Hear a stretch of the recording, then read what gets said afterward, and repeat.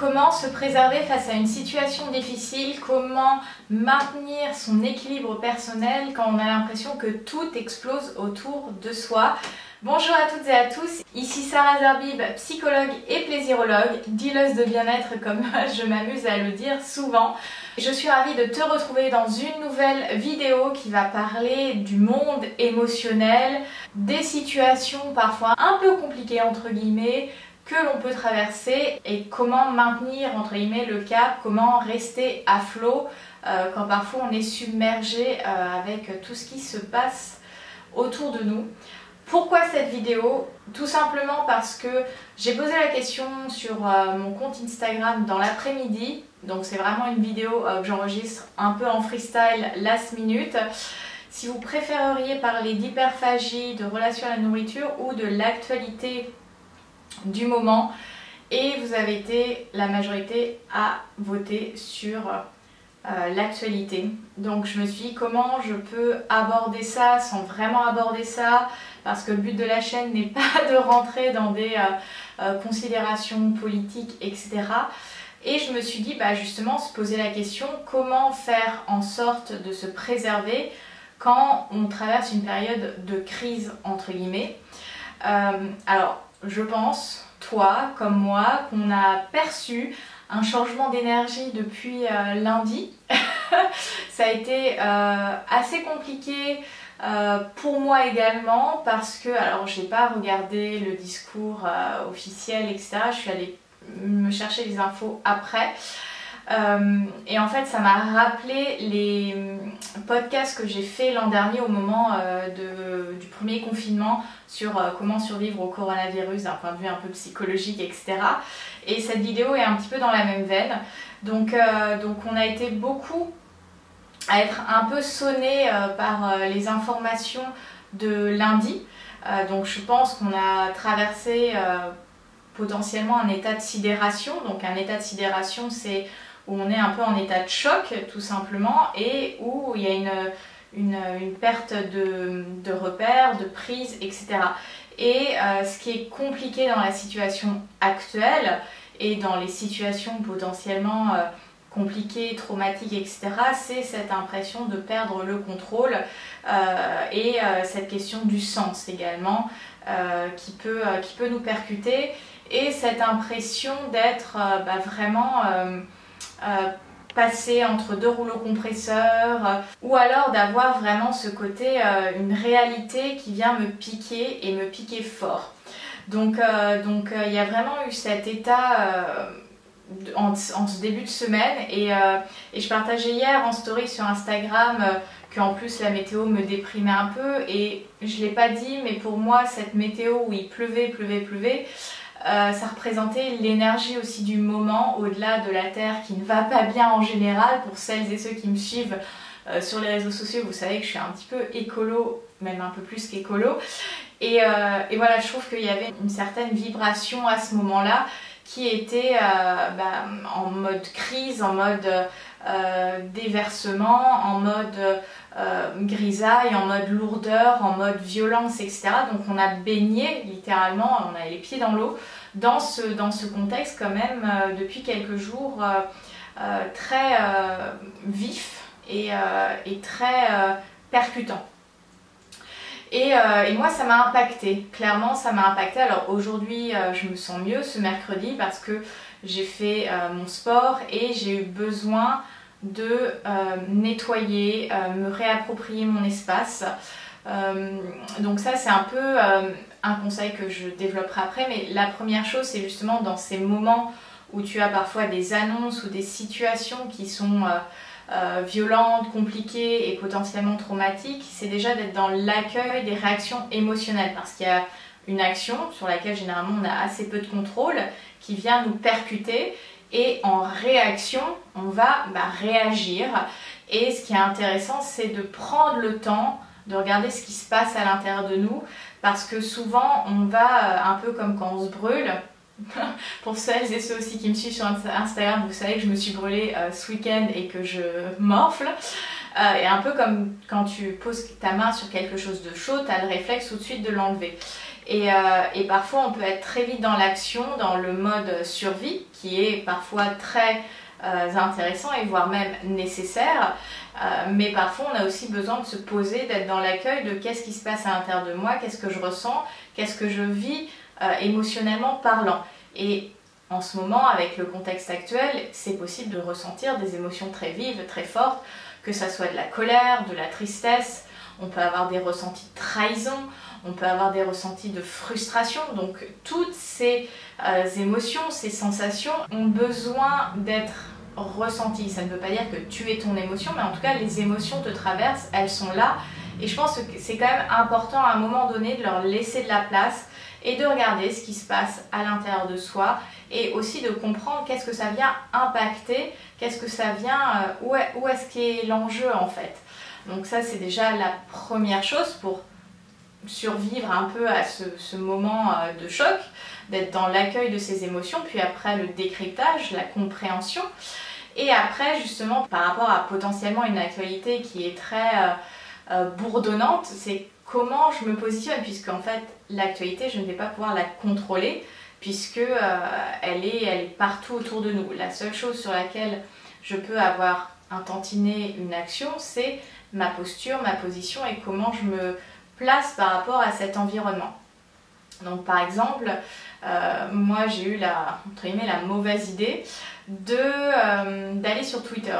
J'utilise très peu ce réseau social, mais parfois pour voir un petit peu la température ambiante, je vais utiliser ce média-là. Et ça a été extrêmement brutal, extrêmement violent entre lundi soir et mardi matin.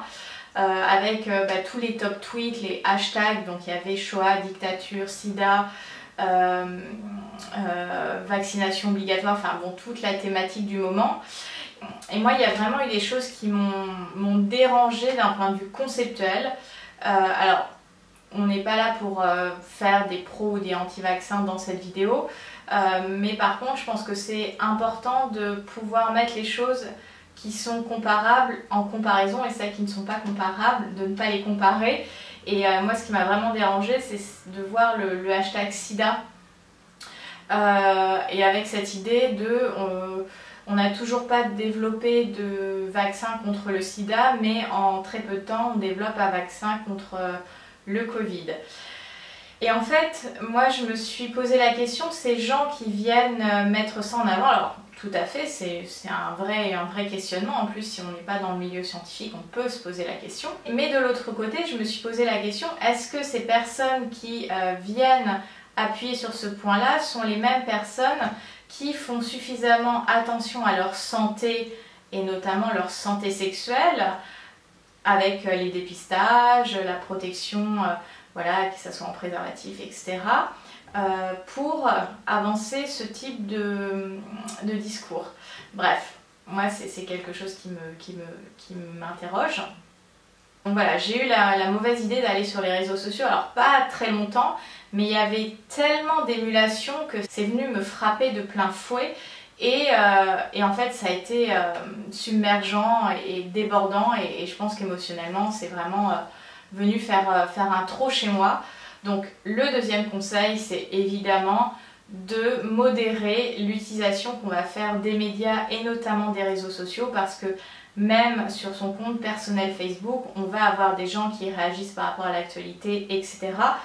Et ça peut venir créer de nombreuses frictions, parce qu'après tout, on est des êtres humains, donc on a potentiellement des divergences d'opinion. Et avoir des divergences d'opinion, c'est humain, on est tous différents et on peut penser différemment. Mais ça peut amener à des conflits, justement quand les prises de position sont différentes et qu'il y a un partage, parce qu'il y a cette idée de si tu n'es pas du même avis que moi, c'est forcément que tu es contre moi. Et il y a assez peu d'ambivalence. Là, les positions, elles sont quand même très marqué. Je pense que ça vient aussi parler d'un moment, d'une époque, etc. Et c'est vrai que ça peut être même des frictions et des conflits avec des personnes très proches, que ce soit des amis, son ou sa partenaire, sa famille.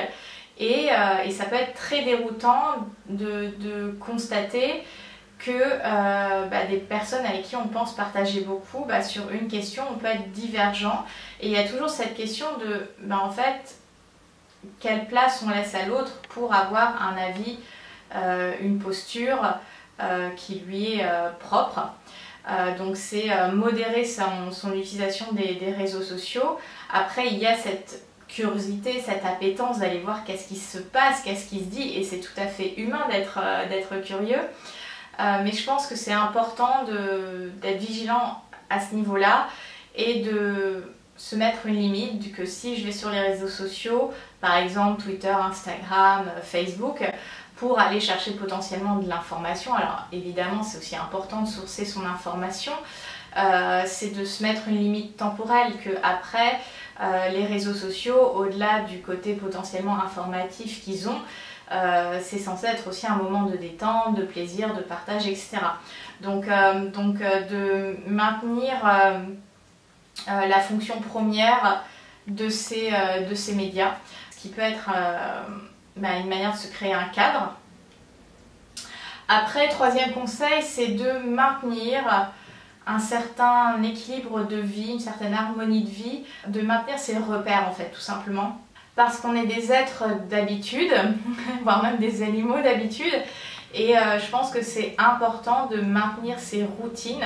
Alors ça peut paraître un peu égoïste par rapport parfois à ce qui se passe dans le monde. Alors là, on n'est pas dans un moment, puisqu'on parlait du hashtag Shoah sur Twitter, on n'est pas non plus dans un moment de Seconde Guerre mondiale avec une déportation, même s'il y a des phénomènes de stigmatisation, de discrimination, etc. Mais je pense que c'est important de maintenir, entre guillemets, sa réalité. Donc par exemple, de pouvoir répondre à ses besoins fondamentaux, que ce soit le sommeil, l'alimentation, son activité physique, son affect, etc. Donc c'est déjà de pouvoir subvenir à ses besoins et potentiellement de mettre, et en tout cas de maintenir en place, les choses qui font qu'on est nous et qu'on prend soin de nous en fait. Par exemple, le fait qu'aujourd'hui, ce matin, j'ai eu à la fois mon heure de coaching sportif avec mon coach Nicolas, et après que je sois allée à l'aquabike. Alors j'avais pas du tout envie, en plus j'étais fatiguée, j'ai eu un anniversaire hier soir, donc j'étais pas en mode pompé up, mais c'est venu déjà me sortir de chez moi. J'ai traversé Paris, j'ai vu du monde dans la rue. Et puis j'ai eu une prof à l'aquabike qui était vraiment chouette, que je ne connaissais pas. Ça a été un moment de dépassement de moi-même, ça a été un moment où j'étais concentrée sur l'effort, donc j'étais dans le mode action et pas autant dans la réflexion. Et après il y a tout ce sentiment de fierté d'avoir pris un moment pour soi, pour se défouler. Moi je sais que le fait d'avoir une activité physique, ça maintient réellement mon équilibre psycho-émotionnel. Donc là c'est vraiment venu m'apaiser.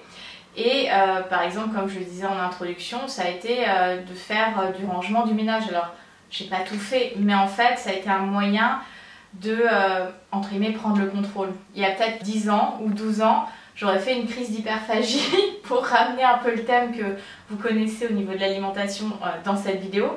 Et peut-être qu'il y a des personnes qui me regardent et qui regardent cette vidéo qui ont eu des compulsions alimentaires, qui ont eu des besoins entre guillemets à satisfaire, et que la stratégie défensive qui a été mise en place a été peut-être différente, entre guillemets inhabituelle, et c'est ok en fait, on fait du mieux qu'on peut à un moment donné. Et parfois avoir une compulsion alimentaire dans ces moments-là, ça peut avoir du sens et ça peut avoir entre guillemets son utilité. Enfin, en tout cas c'est là pour quelque chose, pour exprimer quelque chose. L'important c'est entre guillemets de ne pas se flageller, d'être dans l'accueil à nouveau et de se poser la question pourquoi j'ai eu besoin de passer par là, et pas de se dire mais en fait t'es nul, tu sers à rien, voilà, t'as pas été capable de résister. Non, parfois ça arrive et c'est totalement ok. C'est comme face à cette situation, on peut péter un câble, on peut pleurer, on peut être peut-être en mode un peu needy parfois, de ce besoin de ne pas se sentir seul, parce que effectivement on peut se sentir seul face à toutes ces informations, face à ce qui se passe, et c'est humain. Donc en résumé, qu'est-ce que tu peux faire pour te préserver face à une situation comme celle qu'on est en train de traverser? C'est d'abord d'être dans l'accueil de tes émotions, puis après potentiellement dans le décryptage de tes émotions. En deuxième temps, c'est se préserver des médias, des réseaux sociaux, donc de limiter son exposition entre guillemets médiatique pour se prémunir d'une hypervigilance, d'un stress, d'une charge mentale, d'une fatigue psychologique. Après, c'est de maintenir sa réalité, son quotidien, ses habitudes. Et en quatrième intention, mettre en place des actions qui vont venir te rassurer, qui vont venir te faire du bien, qui vont contribuer à prendre soin de toi. Oui, c'est un peu égoïste, mais c'est aussi comment je prends soin de moi et comment je fais en sorte de ne pas exploser. Voilà. Après, pour rentrer un petit peu plus en détail, alors à nouveau, je le répète, ça va pas être une vidéo pro ou contre vaccin, mais j'ai envie plutôt d'ouvrir la réflexion, d'ouvrir un espace d'échange par rapport à tout ce qui se passe. Et je pense que pourquoi il y a eu autant de réactions vives par rapport à ce qui s'est passé. Alors, je suis pas là pour juger la gestion de la crise, je sais pas si on avait été à la place de ces personnes-là, comment on aurait géré. Je pense que c'est très compliqué d'être à des places comme celle-ci. Alors après, quand on compare d'autres pays, il y en a entre guillemets qui ont mieux géré la crise que d'autres et d'autres moins bien. Donc effectivement, il y a différentes manières de faire et il y a des manières de faire qui amènent plus de satisfaction au niveau de la population. Je pense que ce qui a provoqué des réactions aussi vives, c'est peut-être l'émotivité ou la non-émotivité de l'allocution du chef de l'État. Alors moi j'ai vu que des tout petits extraits, mais je pense que c'est cette idée de on n'est pas vu, on n'est pas reconnu, on n'est pas entendu par cette figure d'autorité, même si on considère que ce n'est pas son président, mais il y a quand même quelque chose d'un peu symbolique autour de cette place. Après, je pense qu'il y a cette question du sens, de qu'est-ce qui se passe en ce moment, quel sens on met face à cette situation. Et c'est vrai qu'on a eu des contresens, on a eu des incohérences, et donc forcément, quand il y a ces incohérences, quand il y a ce manque de sens, il y a une perte de confiance. Et tout ça amène de la suspicion, de la remise en cause. Alors le doute, etc., c'est hyper important dans nos sociétés de poser des questions, c'est ce qui nous fait aussi avancer. Là, ça vient créer des scissions très franches et un refus en fait de tout ce qui peut venir de cet étage un peu pyramidal supérieur à nous.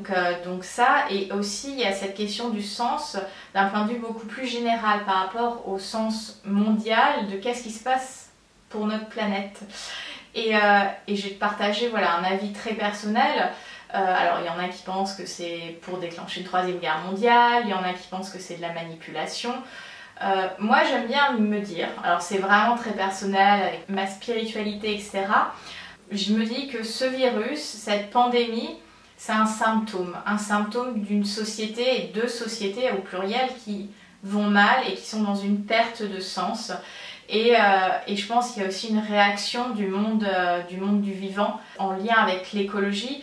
Et moi, le point qui me déplaît et qui me crée de la colère et de la frustration, c'est en tout cas dans la gestion de la crise, comme je le disais, je ne sais pas ce que j'aurais fait à leur place, mais moi ce qui me pose problème, et je l'avais partagé sur une vidéo, un live Instagram, c'est ok pour avoir une action sur le symptôme, très bien, mais qu'est-ce qu'on fait pour avoir une action sur du long terme et sur la cause, et notamment la cause écologique, puisque l'OMS, et pas que l'OMS, mais voilà, il y a eu beaucoup de messages de scientifiques qui ont dit que les pandémies vont être beaucoup plus nombreuses parce qu'on détruit notre écosystème et tout ce fonctionnement de barrières que ça fait entre le monde animal, végétal, humain, etc.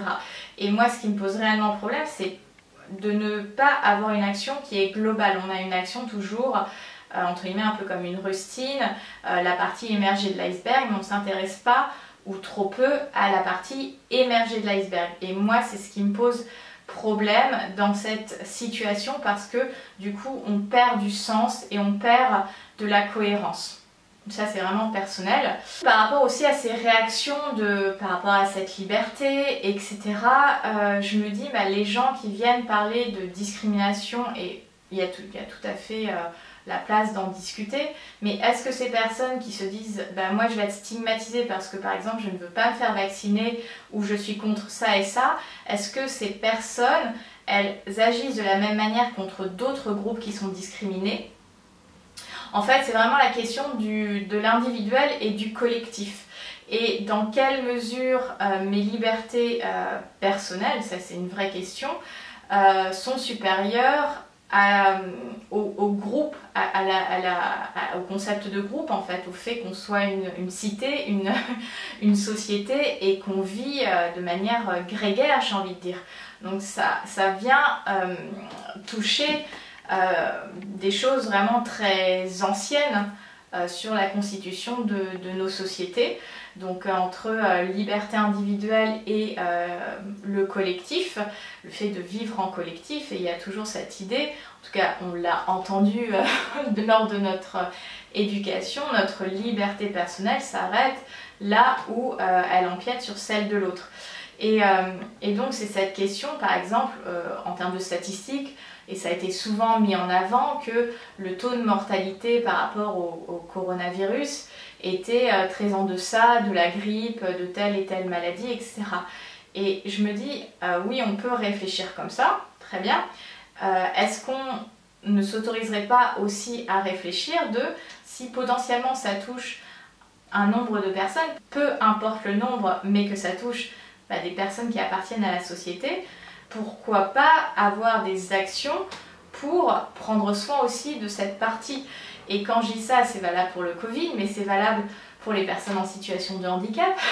Moi qui ai des personnes en situation de handicap dans mon entourage, je peux te dire que tu te rends compte de la galère que c'est au quotidien quand tu dois accompagner une personne, qu'elle soit en fauteuil, à mobilité réduite, etc. Et tu te dis, on est vachement chanceux d'avoir 2 jambes et 2 bras fonctionnels et tous ses sens également fonctionnels. Et c'est là où tu te dis, on est dans une société qui est exclusive et pas inclusive. Et ça, c'est valable donc... ça peut s'appliquer donc au Covid, où on disait oui, ça tue les vieux. Très bien, oui, ça tue les vieux. Mais est-ce que du coup, on intègre les personnes âgées dans notre société ou alors on s'en fiche? Est-ce que c'est la même chose pour les personnes en situation de handicap? Est-ce que c'est la même chose pour les personnes qui sont, par exemple, homosexuelles et qui veulent accéder au mariage, à la parentalité, etc. C'est des vraies questions de fond. C'est aussi des questions par rapport à l'apparence physique. Donc la grossophobie, est-ce qu'il y a des personnes, est-ce que justement ces personnes qui sont contre potentiellement ou qui disent bon c'est finalement pas très grave le Covid, est-ce qu'elles vont aussi se dire par rapport à une personne grosse qui n'est pas embauchée sur un job comparé à une personne mince, c'est pas très grave aussi, il a qu'à se prendre en main, à faire attention. Donc c'est toujours cette question de responsabilité. Du coup, moi, ça me ramène à cette idée de cohérence, de congruence. Est-ce que le fait de prendre position maintenant sur ce sujet-là du Covid, c'est aussi une prise de position que ces personnes-là font de manière globale dans leur vie? Alors, on peut avoir des dissonances cognitives, se dire j'aime les animaux et je mange quand même de la viande et du poisson. C'est des choses tout à fait humaines et ça s'observe. Mais c'est quand même à nouveau la question de la cohérence et du sens de si j'ai une prise de position, quelles sont mes actions pour être en résonance avec mes valeurs?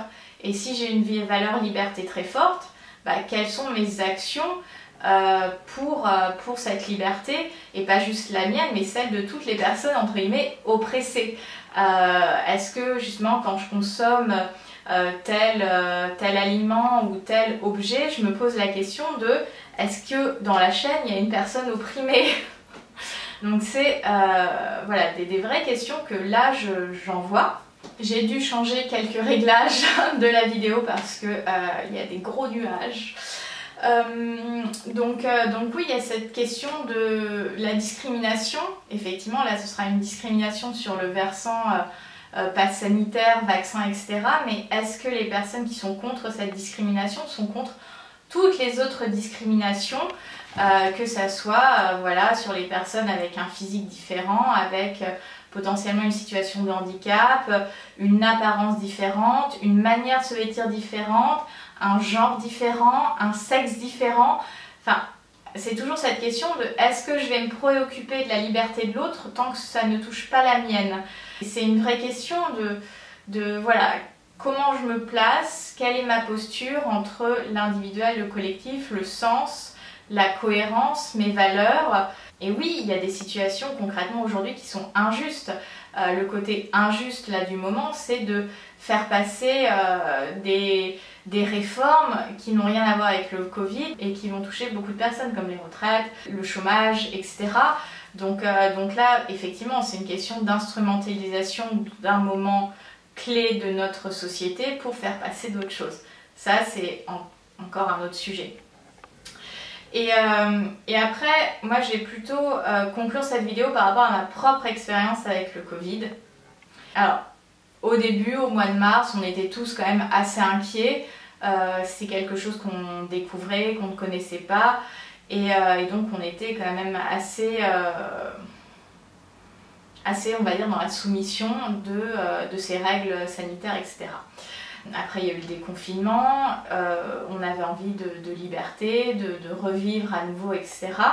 Et cette notion de peur, pour certaines personnes, dont moi, c'est assez volatilisé. C'était profiter de son été, ressortir, voir du monde, etc.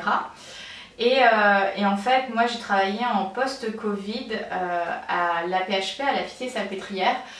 Ils ont ouvert très temporairement un hôpital de jour pour les personnes qui sortaient de réanimation du Covid, et donc moi j'ai travaillé 6 mois en tant que psychologue là-bas, et du coup j'ai rencontré en entretien que des personnes qui ont été contaminées au mois de mars, et donc des contaminations graves, des comas longs, etc. Donc vraiment des survivants, pour ceux qui étaient survivants. Ce qui est insaisissable dans ce moment-là, c'est que effectivement, on a cette idée que c'est une petite grippe, le Covid, mais en fait, on ne sait jamais d'avance comment notre organisme va réagir à l'infection, à ce virus.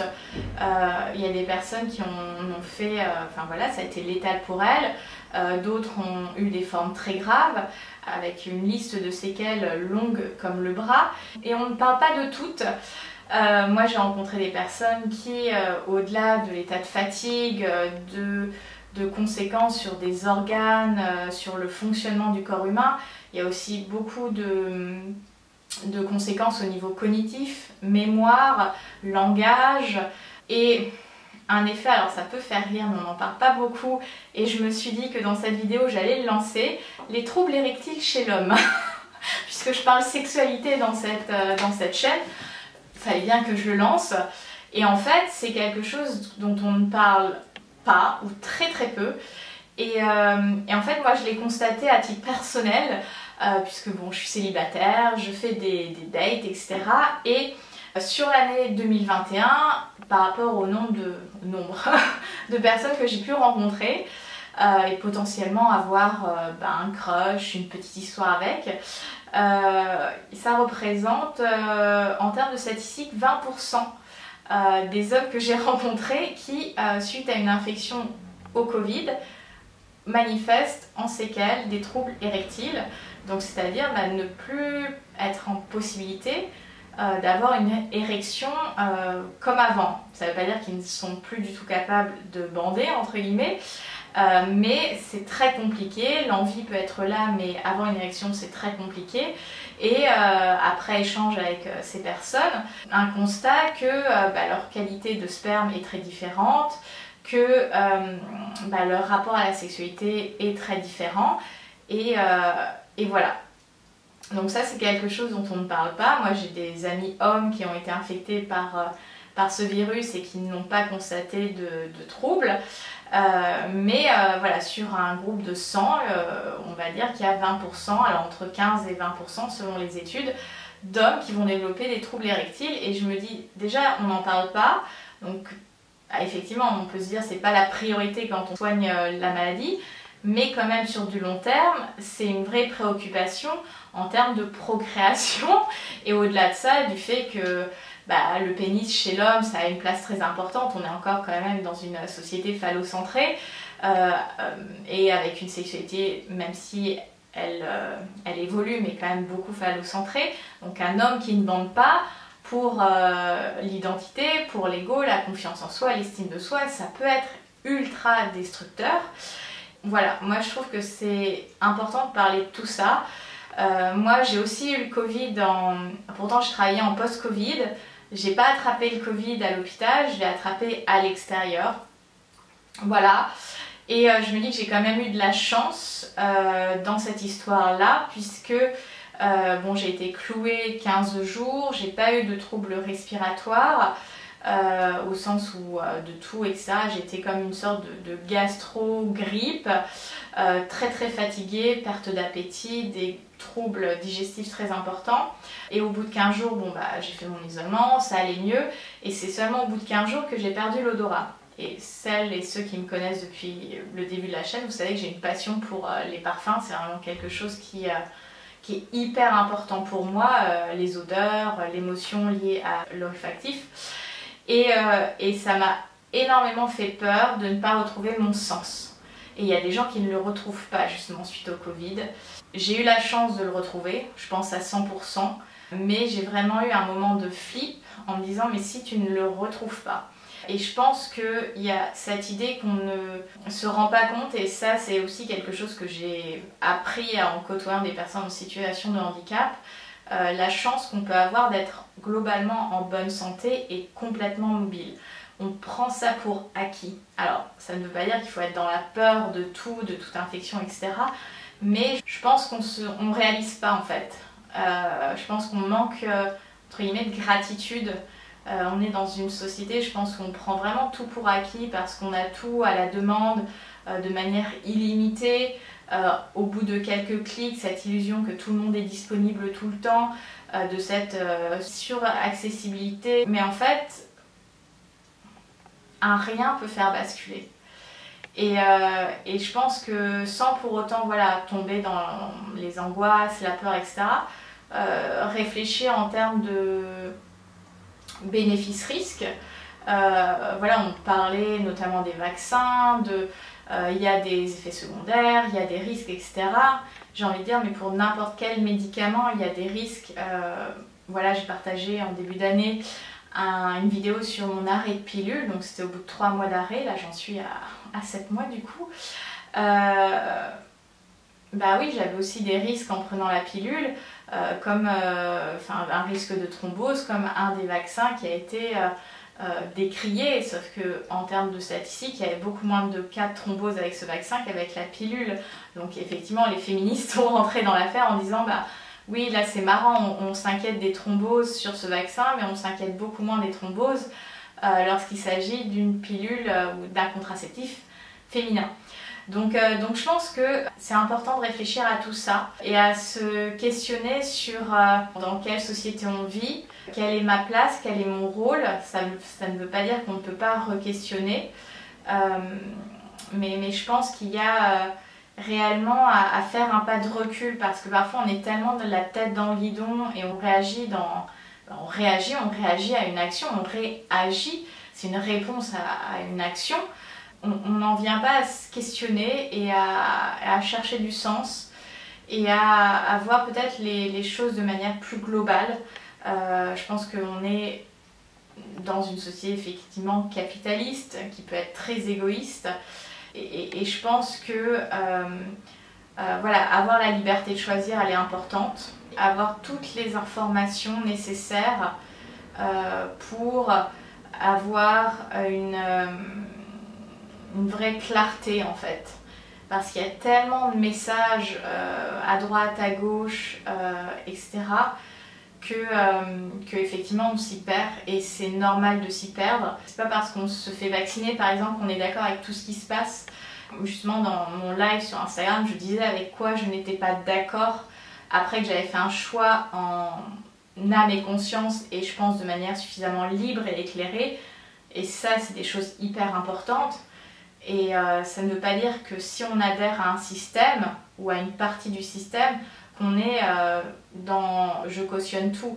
C'est d'être dans un processus d'évolution, de transformation, de ok, il y a ça qui est intéressant, mais tout ça, il y a à travailler et de mettre les efforts pour travailler à ça, pour aller sur une société qui est peut-être plus inclusive, qui retrouve du sens, qui soit plus source de cohérence, de cohésion sociale, plutôt que d'exclusion, de division, etc. C'est le et non pas le ou. Voilà. J'espère que cette vidéo complètement improvisée, sans notes, sans rien, juste au feeling, t'aura plu, aura permis de t'éclairer, de trouver un peu de sens peut-être, en tout cas je l'espère. Si cette vidéo t'a plu, n'hésite pas à liker, commenter, potentiellement t'abonner à la chaîne pour être au courant de l'actualité d'âme fauve. Tu trouveras également en box de description les liens vers mes réseaux sociaux et si ça t'intéresse, je mettrai le lien vers le podcast et quelques épisodes en lien avec cette thématique que j'ai abordée aujourd'hui. Et il y aura également un lien pour si tu souhaites faire partie de la newsletter âme fauve. Donc c'est un petit questionnaire à remplir et après je te bascule dans cette très chouette communauté. Prends soin de toi, je te souhaite une excellente journée, un bon 14 juillet. Si tu vas profiter de certaines manifestations, d'un feu d'artifice, d'un verre entre amis, etc. Profites-en, prends soin de toi et à très bientôt. Bye!